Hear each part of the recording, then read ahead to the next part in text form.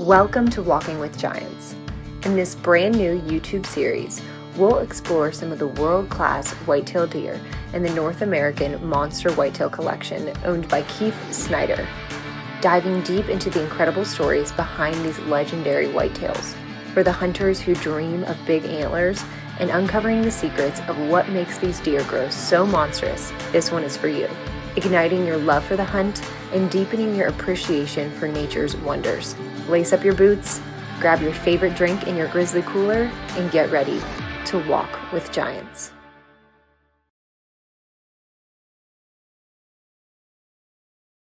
This episode is sponsored by Grizzly Coolers.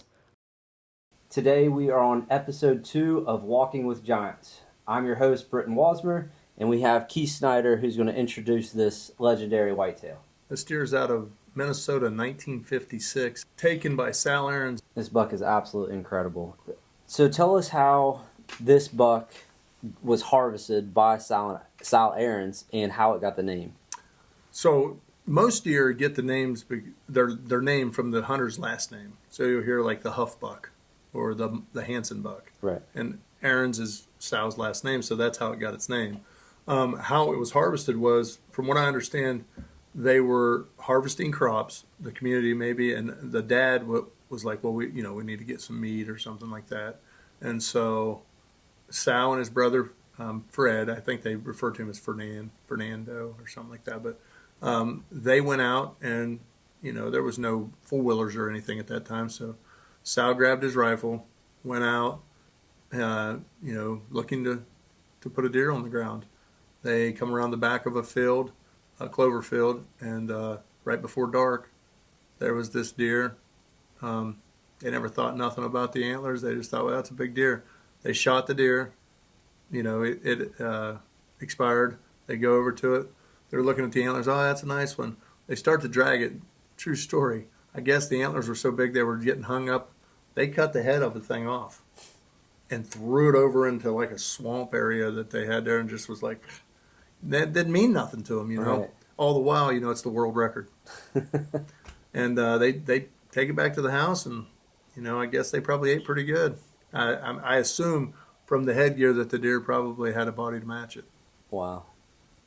And so, when they got back there, I'm sure they cleaned the deer all up, got it ready to put in the freezer and cold pack it and things like that. And, I don't know how the tagging worked back then. I don't know if they had to, I'm sure they didn't call it in, landowner, this, that, and the other. And, there's obviously been questions about over the years, well, I wonder if they even tagged it in. I wonder if, I don't even know that they had a deer season going on at that time. But I do know in that community up there, it was a very poor community of talking to the nephews and stuff like that, that it was pretty common practice that there was no government assistance. And if there was nothing in the freezer, I think that it was overlooked. They weren't going to starve. Yeah, it was overlooked that if you wanted a deer, you just went and shot a deer, and nothing was wasted. So, we look at today, you really have to kind of think differently of how things happened back then versus how they happen now. We can go run down to the grocery store. Right. Back in those days in northern Minnesota, there was no grocery store down the road, and if you I think there was six of those kids, and all the kids are hungry, you're going to go shoot a deer. And I think that, I'm sure there was game wardens. There's no doubt in my mind, but I think that that was probably overlooked at that time. That, hey, it is what it is. Them guys are feeding their families. And long story short, I believe the father, again, I'm going off of memory here.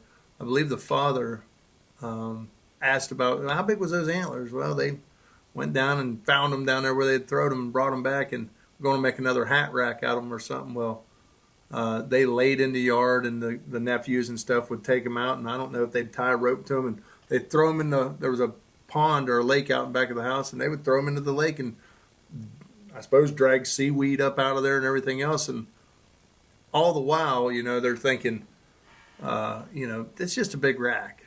I think the dad finally did. I mean, they were kicked around and thrown in the pond, left in the pond, pulled out, just a bunch of things that normally wouldn't happen to a trophy set of antlers.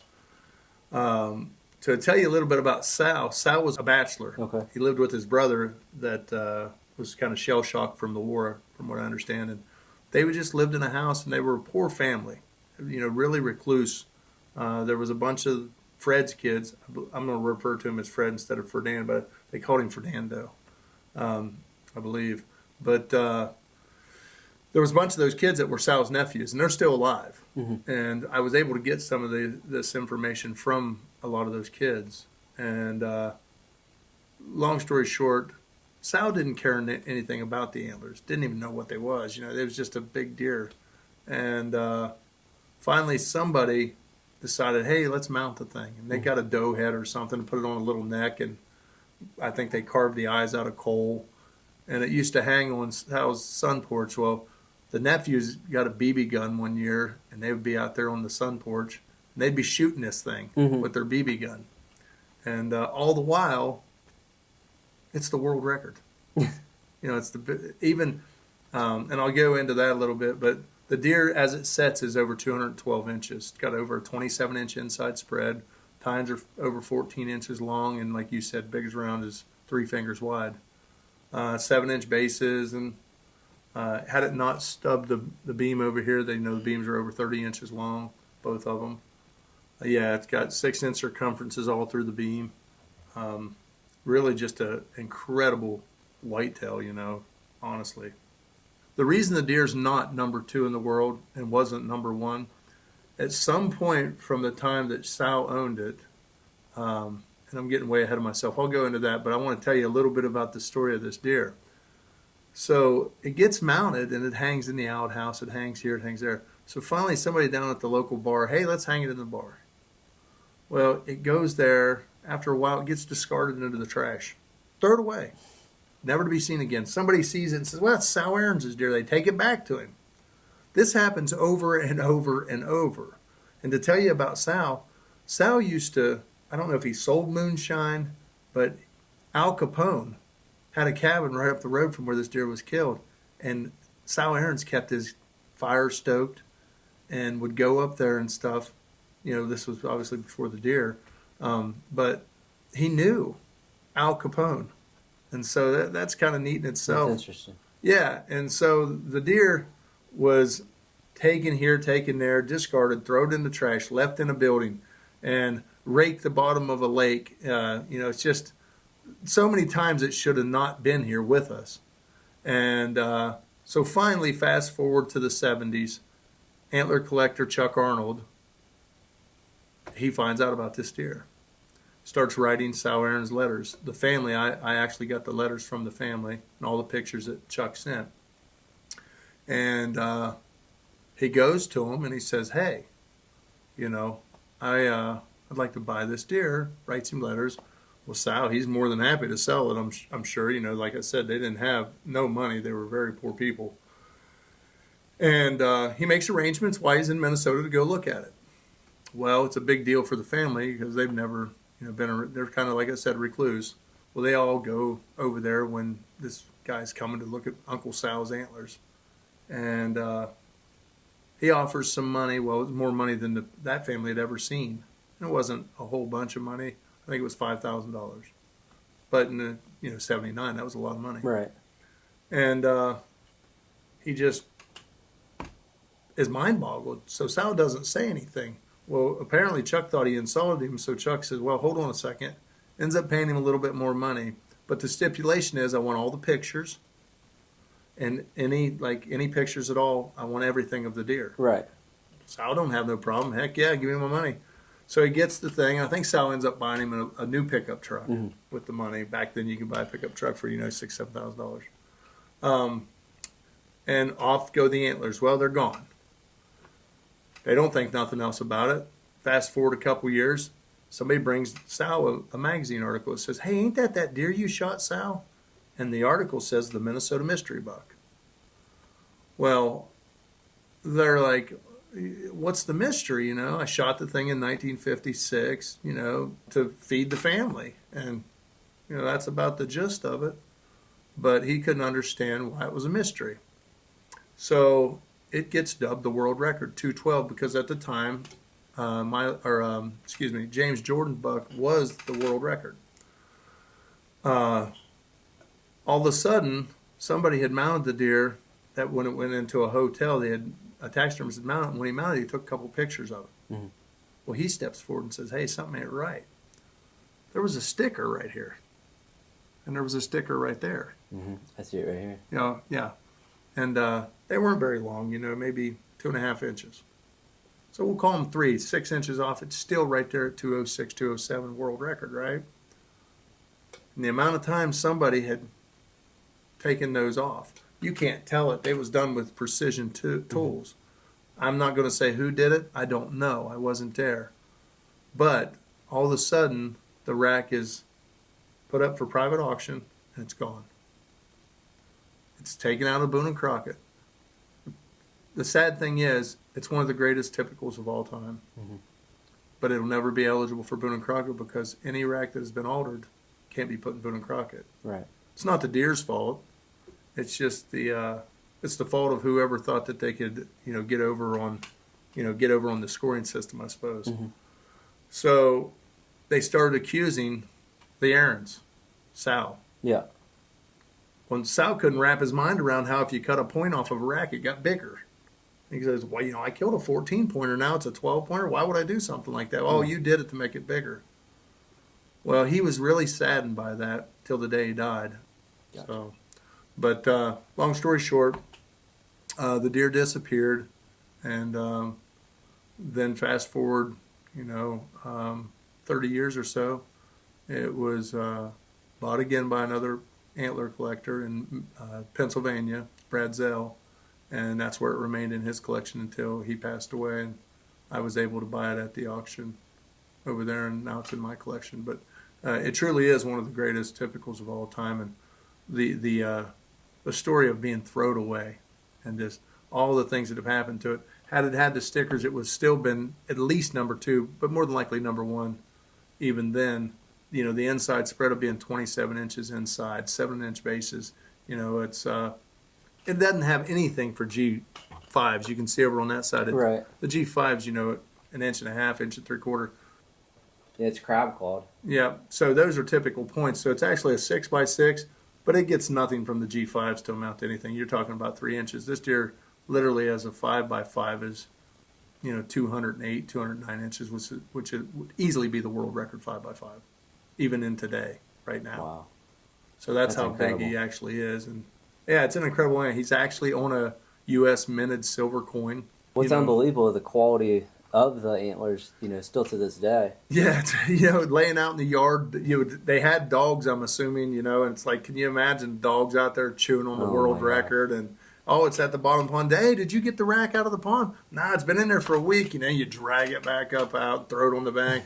I guess one of the nephews told me that, I don't know if it was the dad or the grandpa, they come around, get away from that stinking thing, throw it over the hill, and right. It was all the time trying to get rid of this rack, and then, like I said, being thrown away. And it found its way back. Numerous times, and it was in the dump alongside the road. The trash is about to pick it up. Somebody's like, "Oh, that's Sal's deer." Better give it back to him. Yeah, and he played cards down at the local watering hole, so people knew Sal. He was, pretty well liked person in the community. So they'd drag it back up there, and Sal's like, "I should have left it in the trash."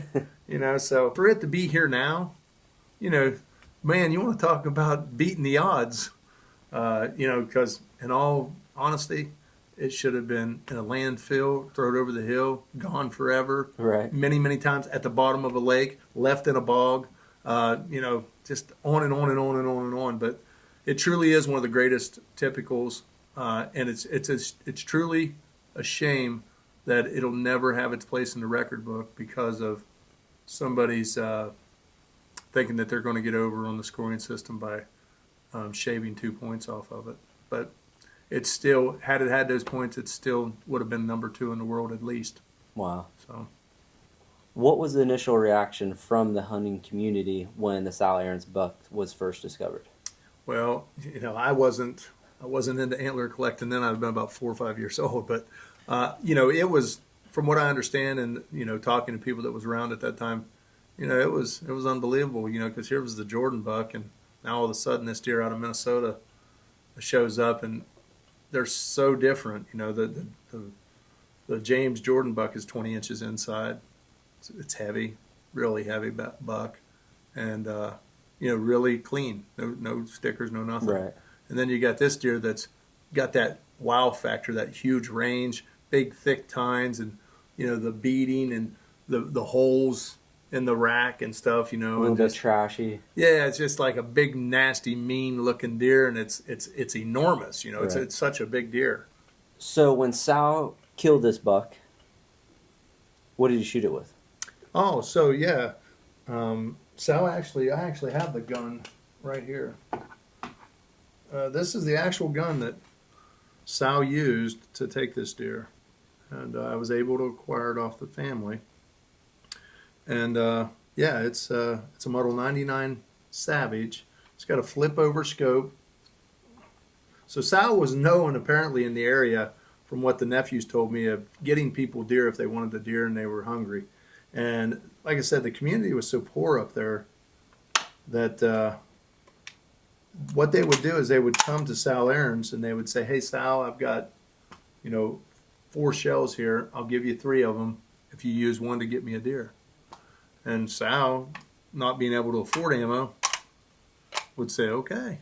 But it never dawned on Sal. I don't think he was a humble man, from what his family tells me, that it was just a deer. Yeah. And the kids told me that it hung in the outhouse, so like they didn't even have running water, and they said, "Boy, it was a scary thing to run out there. 1:00 in the morning, you had to do your business, and there's this deer head looking down at you." Not just any deer head, an absolute giant. Oh yeah, but again, like I said, those guys, if somebody would have stopped in there and said, "We'll give you $5 for that," they couldn't have got it off the wall fast enough. All right, take it. Yeah, they did not care anything about it. Well, thanks, Keith. Thanks for showing us this deer, and we look forward to the next episode. I guess we got episode 3 coming up. Can you give the viewers a sneak peek on what deer that'll be? So it'll also be it'll be a Minnesota buck, and it's a great story. It's a big deer. We all like big deer, and it definitely fits that criteria of being a big deer. And it's got a great story.